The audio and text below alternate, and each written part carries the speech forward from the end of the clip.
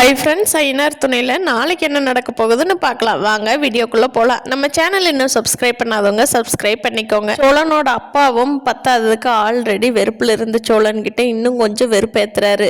வெறுப்பேற்றிட்டு அப்போவும் அட்வைஸும் கொடுக்குறாரு தான். சோழனுக்கு இப்போ என்ன டைம் சரியில்லை. இந்த வீக் ஃபுல்லாகவே போன வீக் ஃபுல்லாக நிலாவுக்கு சோழன் மேலே நல்ல அபிப்பிராயம் வந்தது.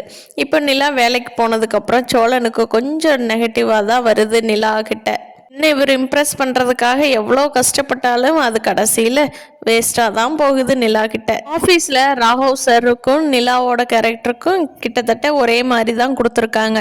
ஒருவேளை நிலாவுக்கு அவரை பிடிக்கலாமா என்னவோ, கதை எப்படி கொண்டுட்டு போகிறாங்கங்கிறத பார்க்கலாம்.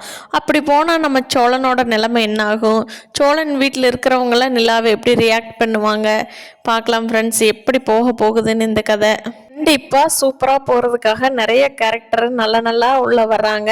நம்ம வானதி பாண்டியனோட லவ் வீட்டுக்கு தெரிஞ்சு வானதி வீட்டில இருந்து ஏதாவது பாண்டியனுக்கு ப்ரெஷர் கொடுக்க வராங்களா அப்படிங்கிறத பொறுத்திருந்து பார்க்கலாம். அனுஷோட தங்கச்சி தான் சேரன் அண்ணா லவ் பண்ணி மேரேஜ் பண்ணிக்கிற மாதிரி கதை போகும். சோழன் கிளம்பி வேலைக்கு போயிடுறாரு கார் எடுத்துக்கிட்டு. அப்போ ஒருத்தர் வாலண்டியராக கொண்டு உள்ள விட்டுற மாதிரி தான் வர்றாங்க.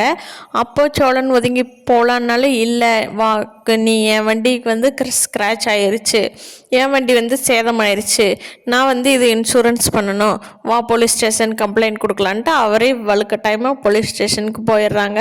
அங்கே சேரன் நிலா எல்லாருமே போயிடுறாங்க.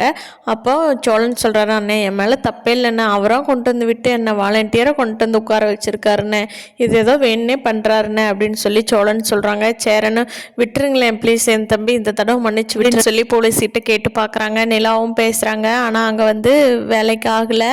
அவங்க தம்பி உன்னோட லைசன்ஸ் கொடுத்துட்டு போக ஒரு 10 நாள் நீ இரு, அப்போ தான் இந்த மாதிரி அடுத்தவங்க மேலே அசால்ட்டாக நினைக்க மாட்டேன் அப்படின்னு போலீஸ் ஸ்டேஷனில் சோழனோட லைசன்ஸை வாங்கி வைக்கிறதுக்கு தான் அவங்க சொல்கிறாங்க.